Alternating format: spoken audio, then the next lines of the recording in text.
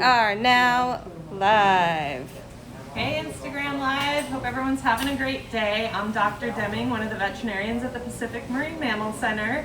We're going to give you a quick tour of some of our patients, and then we're going to give you a little bit of a background about a common thing that we see patients in-house today that have been impacted by Domoic acid, and we're going to kind of talk to you about different kinds of Domoic acid toxicity and introduce you that are causing a little bit different present. Vanessa Ford. I'm new to the group here, and we're looking forward to showing you guys around. So let's start our tour here. Okay, so before we start showing you guys patients in-house, you can see they're getting their lunches prepared, or cleaning up after lunch, I guess. So if you look over here to the right, we have some of our elephant seal patients. This is Chaffee, and then also in here is Flower. Chaffee is for malnutrition.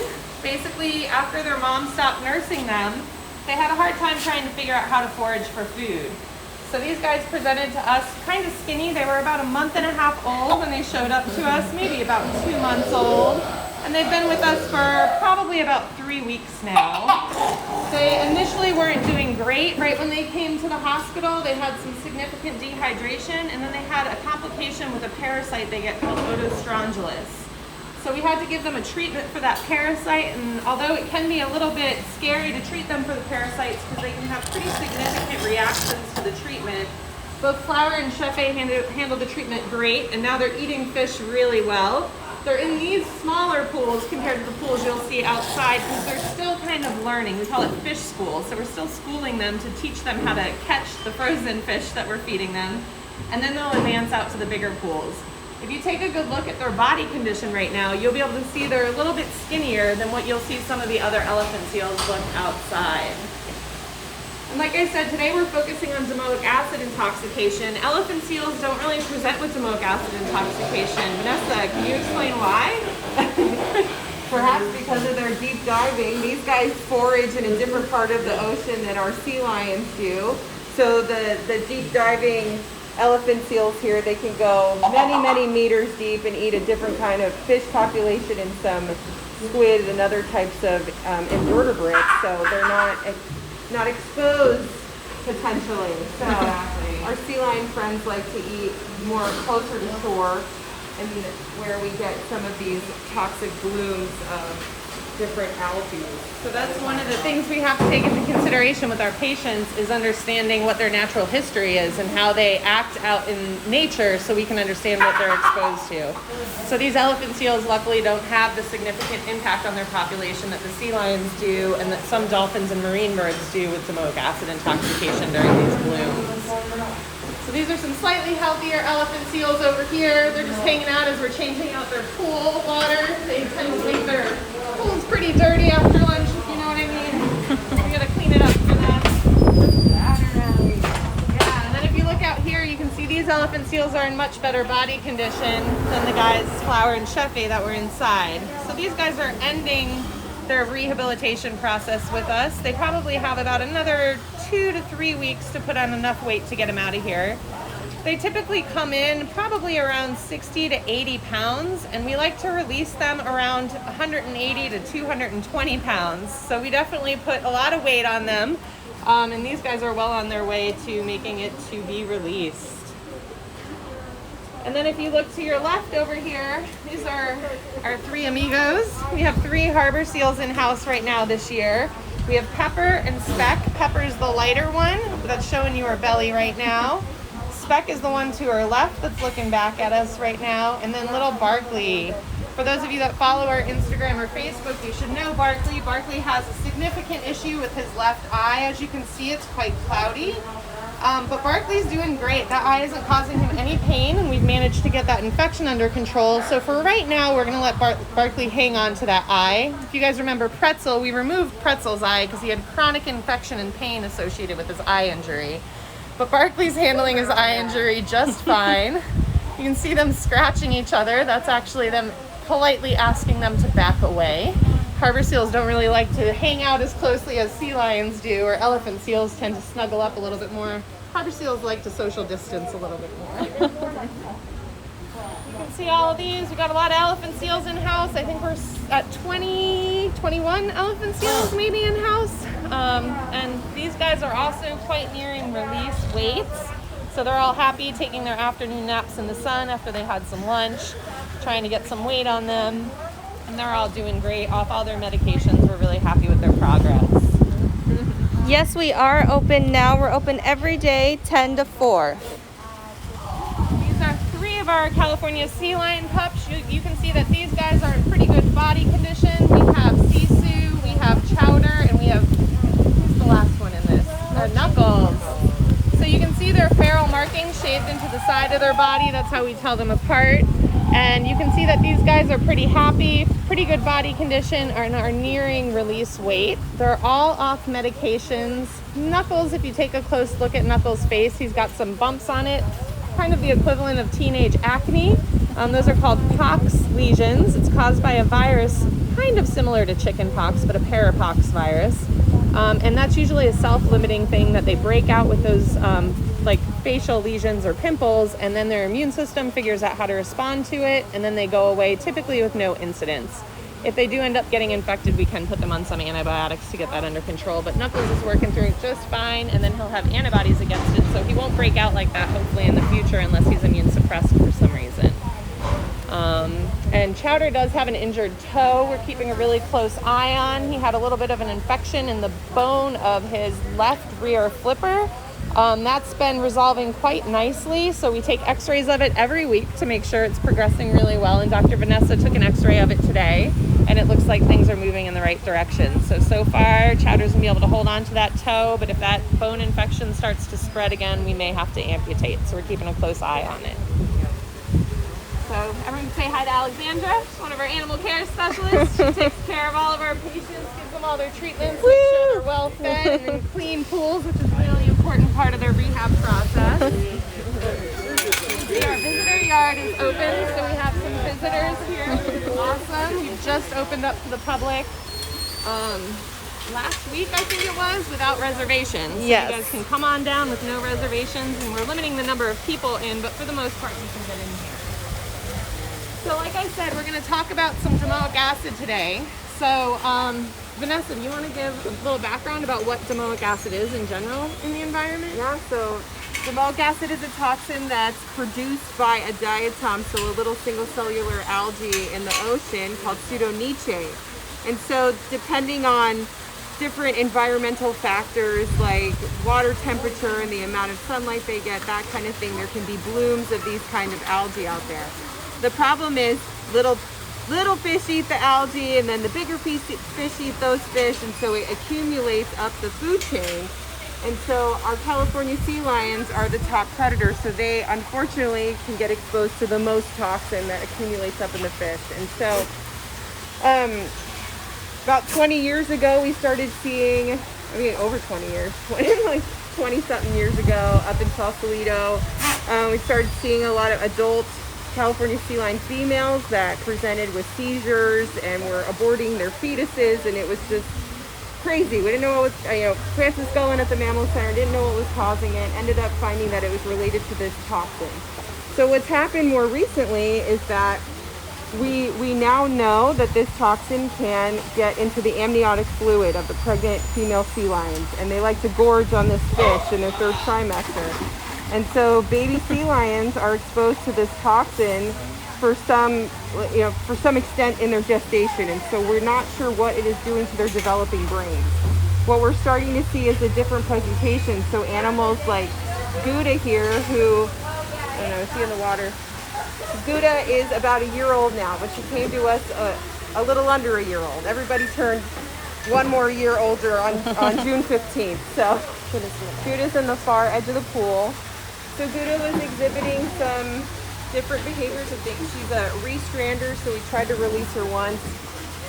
She came back doing some odd behaviors, which she's not showing us right now, of course, but lots of rolling on her back, acting a little different with other sea lions. And so we went ahead and got some imaging, so an MRI of her brain to see if there were any changes. And so what Domoic acid does with the adults is that it causes a part of their brain called the hippocampus to shrink over time, and that's from that multiple exposures to this toxin.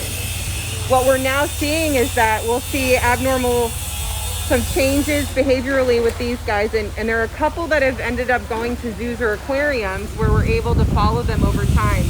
And it looks as though their brain also changes like the adults. They become epileptics and have seizures, but it's not everybody. So we're trying to collect as much information as we can with our patients that present to us to figure out what is going on.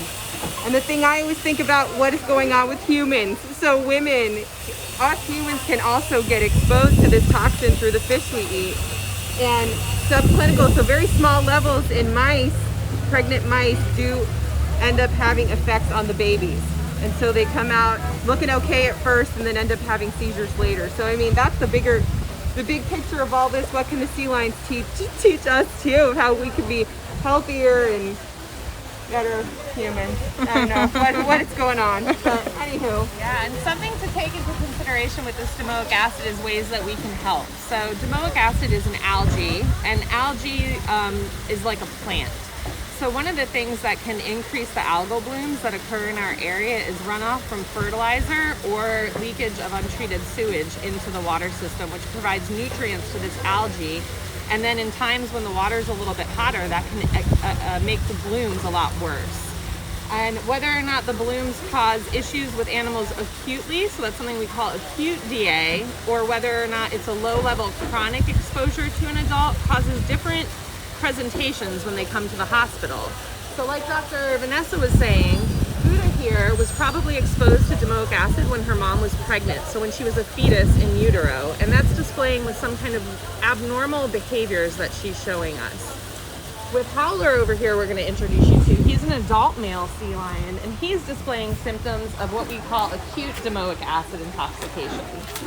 So Howler presented about a week ago, last Friday, I think, maybe 2 weeks ago. I guess 2 weeks ago, actually.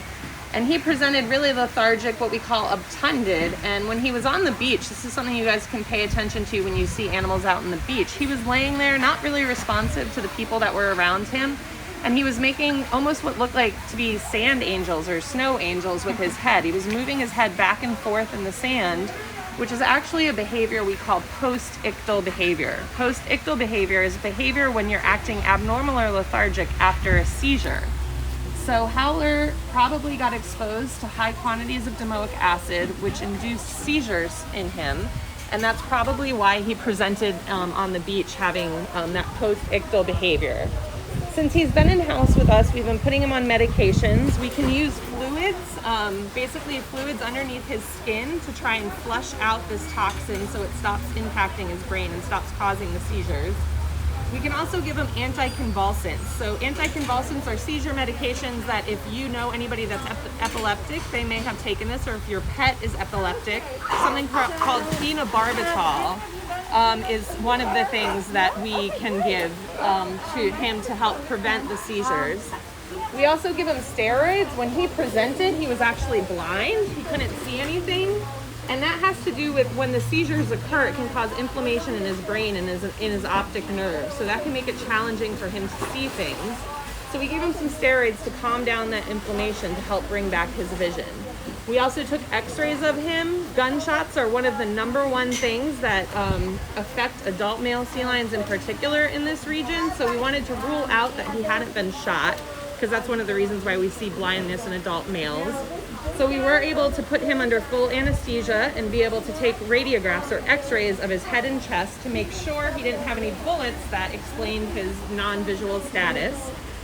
Unfortunately, he did have 3 what we call airsoft pellets in him, in his chest though, not in his head. And those are very small bullets, like BB guns. So usually they cause minimal damage, but it is illegal to shoot sea lions with BB guns.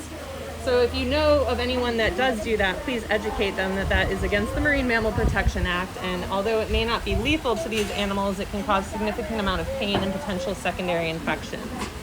So that wasn't the primary cause for Howler's stranding, but it's something we found what we call incidentally. So more importantly is his domoic acid status, him being on his anticonvulsants, and the fact that he's managed to not have any seizures since he's been with us in the past week.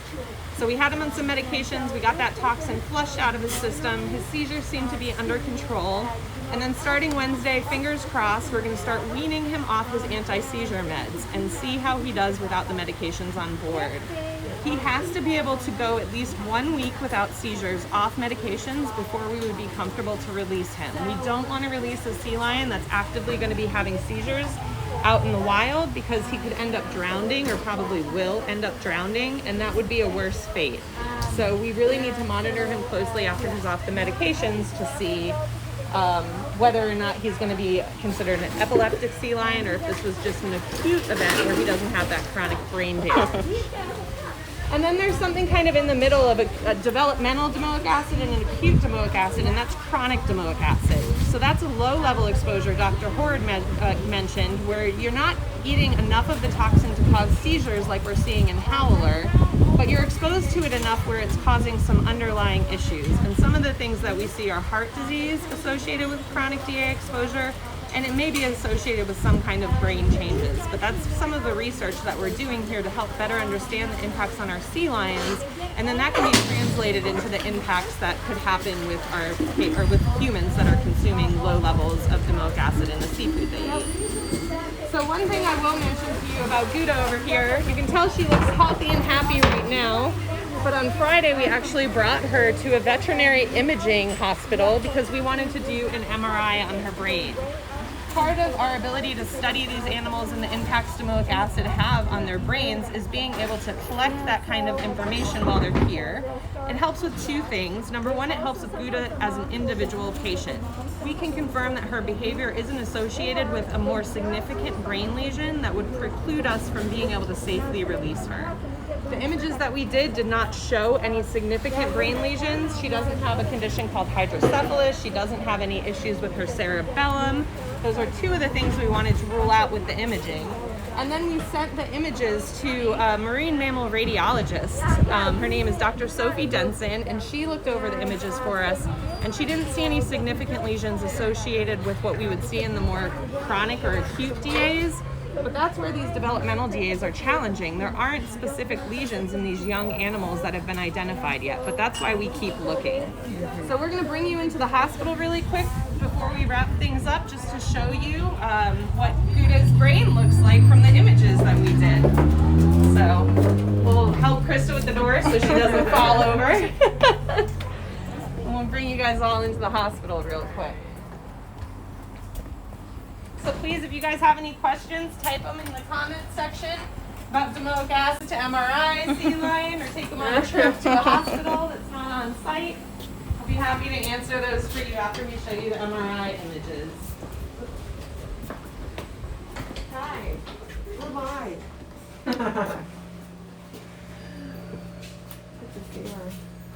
Okay, so this is an MRI image. If anybody has ever had an MRI themselves of their brain, the images look quite similar.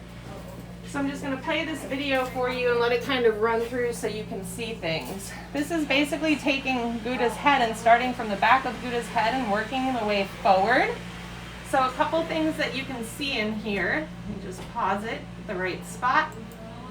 So you can see her cerebellum here, so that's kind of the very back of your brain, and that's responsible for coordinating your movement. So one of the abnormal things we saw with Gouda is she kind of rocks back and forth, and then she rolls onto her side, and it's this repetitive movement behavior. And sometimes behaviors like that can be associated with cerebellum lesions. So we just wanted to make sure her cerebellum looked normal, and this imaging shows that she has a beautifully formed cerebellum, totally normal. Nothing in her cerebellum could explain that abnormal behavior. And then up here and up here is your cerebrum, so the kind of top part of your brain. And that's associated with all kinds of things. That's where your vision comes in, your hearing, your sense of smell, your memory, your ability to walk or swim if you're a sea lion, kind of how to remember where to forage and where you went for food in the past, so you can be able to continue to get food successfully and have that memory of where to go. So based off of what we can tell from the imaging we've done in Gouda's brain so far, all of these things look pretty normal. This is a pretty in-depth way to take a look at Gouda's brains. It's one of the most advanced technologies we can use, but in human medicine, they actually have some really cool tools that we're hoping to start implementing in our animals. More than likely, we would start with animals that unfortunately pass away during their care here. All animals that pass away during their care, we do a full autopsy, or a necropsy is an animal autopsy.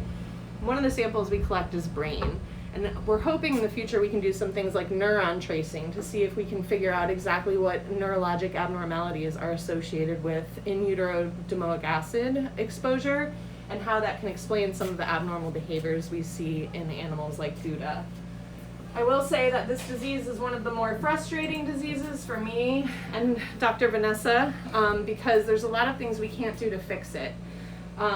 One of the biggest, most frustrating things is trying to decide if we can treat an animal if they're acute domoic acid, so they've just eaten some fish that have high contents and that's why they're having seizures, or if it's a more chronic issue and we need to consider euthanasia because it's not humane to be releasing animals that are going to be having seizures, aspirating, and drowning at sea. Trying to tell the difference between those two cases can be a little bit challenging, so that's also one of the things we're trying to come up with is a better way to help determine if these animals have acute domoic acid poisoning or chronic domoic acid poisoning so we can manage our cases a little bit better. But overall, things that you can do, some action items for you guys, because I know it's a little bit depressing sometimes to hear about all these things we hear at the center, but there are things you can do in your everyday life that can help decrease the amount of domoic acid blooms we see off our coast. So decreasing the amount of fertilizer you're using on your lawns, both residential and commercial fertilizer as well as farms, have major impacts right off our coast and help feeding these blooms that are occurring. So figuring out the right amount of fertilizer or not using fertilizer at all on your lawns would be highly recommended. And then trying to come up with some kind of landscape where you don't have to use water, so you can conserve water, and you don't have to use a lot of fertilizer because you don't need that bright green grass. Southern California is a desert. A lot of people don't realize that. So when we try and have these bright green grasses, it takes up a lot of water and puts a lot of fertilizer on them, and that really does have impacts on the environment as a whole. And then just making sure you guys support programs that do research and DA monitoring. So there's a lot of great groups along the California coast that monitor for domoic acid blooms. Most of them are to ensure that the fisheries are safe because, like I said, people can eat these domoic acid seafood or seafood containing domoic acid in it, and that can cause similar health issues that we see in our sea lion patients here. So those monitoring programs are supported by the state. They're very important for public health, but they're also tools that we use to help determine whether or not our patients are at high risk for domoic acid exposure when they're straining with symptoms that are consistent with that. So I think that is all we have. I'd love to answer some questions that you have for Dr. Vanessa or I, or even Krista. She sees this a lot too, behind the camera. So what is this disease called? What's the name of it? I would probably say domoic acid intoxication is the big general term for it, and then it can be broken down into 3 different types: acute, chronic, and developmental. So Gouda that you saw, the young animal with abnormal behaviors, is developmental. She was probably exposed in utero. Chronic animals, we didn't have one in-house here. Hopefully Howler is not a chronic animal and he won't be epileptic or have heart issues for the rest of his life. Hopefully he was an acute animal where he was just exposed to high levels of DA in an episode of foraging which caused him to have seizures, and we're getting him through that during his stay here. Yeah. In humans, it's called amnesic shellfish poisoning. Say that again? Amnesic shellfish poisoning in humans. Perfect. Because it causes amnesia, like in the sea lions. Yeah, and something we didn't mention is those chronic animals, they get lesions, and the acute animals, in their hippocampus. Your hippocampus is an area of your brain that helps you remember, it does a lot of things. You but almost have it all. One of the things, yeah. One of the things that the hippocampus is responsible for is for remembering where food is in time and space. So one of the things that I like to explain to people is if you had a hippocampal lesion consistent with what the sea lions get, those chronic sea lions actually show up quite thin in poor body condition. So they're very thin. That's one of the ways we tell the difference between an acute adult animal and a chronic adult animal. And that's because that lesion in their hippocampus makes them not remember where to find food anymore. So they're just kind of swimming around to different areas trying to find food and not specifically remembering where the good foraging areas are. And I tell people that's kind of like waking up and being hungry in the middle of the night and going to the bathroom for a snack instead of your kitchen. You know, it's not very productive. So these sea lions that have issues with memory and space and time have issues finding appropriate food, so they get skinny, and that's one of the ways we can tell it's chronic domoic acid. Do you find seals with entanglements on the California coast? Oh, well. Yes. I wish I could say the answer was no, but unfortunately, human interactions and fishing entanglements are something that we see quite commonly. The fishermen go where the fish are with their nets and hooks, and the sea lions like the fish too. So oftentimes there's interactions in those bait balls or areas in the ocean where there's lots of fish. So we do see a lot of entangled sea lions. We do our best to help them as much as possible. Those are some of the more challenging cases. If you guys have followed Loki's case at all, you understand how challenging he was to manage, get our hands on to appropriately rescue, and to fix his significant injury associated with a gill net entanglement. We probably have another 6 to 8 animals out there with similar entanglements that we just haven't been able to rescue yet, but we're doing our best to get our hands on them. We actually just posted an update today about Loki, who was spotted off of Dana Point Harbor this weekend. Yes, we're really excited. He's looking fat and happy, and he's surrounded by friends, so, and entanglement free still, thank God. One more question. Could you share a bit about your pathway to working with marine mammal medicine? Yeah, I think Dr. Vanessa and I had somewhat similar and also somewhat different pathways. So I could tell you that I always kind of knew I wanted to be a clinician and a researcher. So my pathway kind of focused on that. So I got a bachelor's degree in molecular biology. I'm a total molecular nerd, for those of you who haven't caught on yet. I have a master's degree where I studied sea turtles and a common cancer they get called fibropapilloma. And then I went to vet school at University of Florida. I did a small animal internship for a year down at Hotel Circle in San Diego. And then I did a specialty internship at the Navy Marine Mammal Program and SeaWorld in San Diego to kind of learn my aquatic animal medicine. And then after that, I spent 4 years getting a PhD and also working as a clinical vet at the Marine Mammal Center up in Sausalito, California. And getting my PhD really enabled me to do the job that I do here at the Pacific Marine Mammal Center, where it's a balance between clinical medicine and individual patient care, and then research on a bigger scale to help understand what we can do to help the environment, what we can do to use these sea lions to monitor environmental and ocean health, and then how we can use what we find to implement management and policy changes to help the environment in our oceans. And Dr. Vanessa, you want to tell them about your background? I didn't do as much molecular, huh? I went to vet school at Western University of Health Sciences. I grew up in Miami, Florida. I knew I wanted to work with marine mammals, I guess mostly dolphins, because there's not many sea lions in Miami, Florida. So then I went to vet school out here and actually volunteered here at Pacific Marine Mammal Center when I was in vet school. And so I learned from all the staff here, Michelle and Doc Evans back in the day. I actually published my first paper here with Dr. Evans. So it's really fun coming full circle. But anywho, after that I also did a small animal internship. It's really important to understand how to be a good vet in a small amount of time. Then I went up to the Marine Mammal Center in Sausalito for 2 years to do a long internship, and then I worked at Six Flags Discovery Kingdom for 7 years before I came back down to San Diego. And now here I am, so glad to be here. But yeah, it's definitely a tough road. I do love research. I don't have as much of a PhD background. I don't have a PhD, so it's nice working with Dr. Deming so we can help. I have lots of ideas. You can help make them come to life. Dr. Vanessa specializes in Domoic Acid research, so she's done a lot of work in MRIs. Yeah, in MRIs in the past she's done on animals, which is one of the reasons why we were able to successfully MRI Gouda last week. And it's something that she's going to help with the clinical load here, and then she's also going to help do some Domoic Acid research with our patients.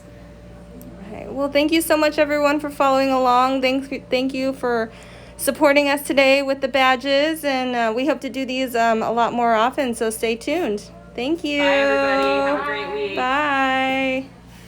It really doesn't.